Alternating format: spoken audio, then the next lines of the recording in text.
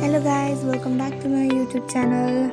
मेरो नाम चाहिँ समीक्षा श्रेष्ठ र हाम्रो चाहिँ आज चाहिँ एकदम स्पेसल दिन छ किनभने आज चाहिँ अब Pokhara university school of health and allied साइन्सेसको ओरिएन्टेसन प्रोग्राम रहेको छ त्यसैले म चाँडै उठेर रेडी भएँ, फटाफट कपडा लगाएँ अनि प्रोग्राममा जानको लागि चाहिँ म चाहिँ रेडी भएँ। अनि त्यसपछि चाहिँ म मेरो कलेजको फ्रेन्ड धनुसँग चाहिँ ओरिएन्टेसन प्रोग्रामको जान भनेर लागेँ।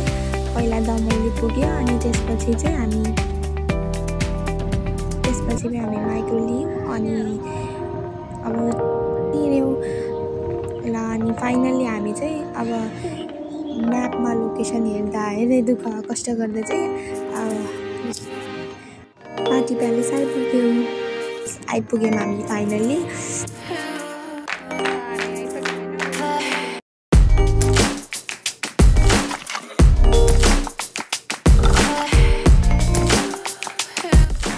अनि त्यसपछि हामीले चिया र बिस्किट इन्जोय गऱ्यौँ अनि हामी सामान्य हलभित्र छिर्यौँ अनि आरामले बस्न थाल्यौँ। अनि प्रोग्राम कहिले स्टार्ट होला भन्दा हामी सबैजना वेट गरिरहेको थियौँ। फाइनल्ली धेरै वेट गरेपछि हाम्रो प्रोग्राम फाइनली स्टार्ट भयो। टिएस प्रोग्राम हामीहरूकै पालामा 2 वर्ष। तपाईहरु विद्यार्थी भाइ बहिनीहरू सौभाग्यशाली हुनुहुन्छ किनकि तपाईहरुले यति ठूलो विश्वविद्यालयमा पढ्ने अवसर त्यो पनि छात्रवृत्तिमा पाउनुभएको छ। राज्यले तपाईहरुलाई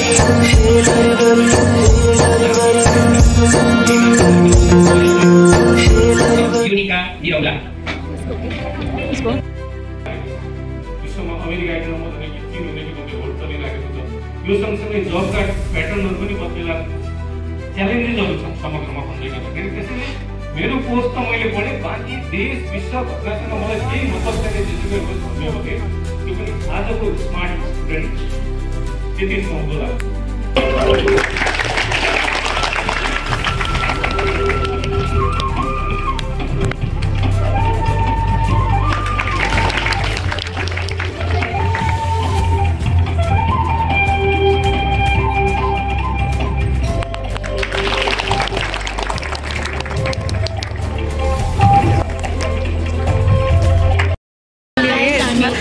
खाना आइरहेको छौँ ओरिएन्टेसनको बेलामा। अब तिमी देखे होइन म पछाडि भोइस मेकर हो, म बोलिरहेको छु तर म देखेको चाहिँ छैन। अहिले त्यो खाना देखाएको त्यहाँ चाहिँ खाना थपेको खाउँदा नखानु भनेर हामी मिठो नास्ताहरू मोटुले के त त्यो समोसा सुन्दै आएर हामी त्यो सुन्दै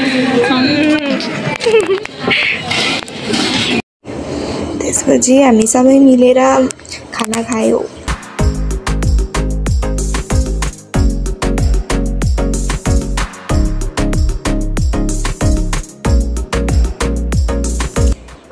खाना खाइसकेपछि चाहिँ अब हामी चाहिँ आफ्नै घरतिर रिटर्न भयौँ किनभने अब योभन्दा ढिलो बस्यो भने चाहिँ अब हाम्रो गाडी छुट्ने भएको कारणले चाहिँ हामी अब खाना खाइसकेपछि चाहिँ प्रोग्रामको अब अझै पनि कार्यक्रमहरू थुप्रै बाँकी थियौँ त्यही पनि हामी चाहिँ गाडीमा चढेर घरतिर लाग्यौँ।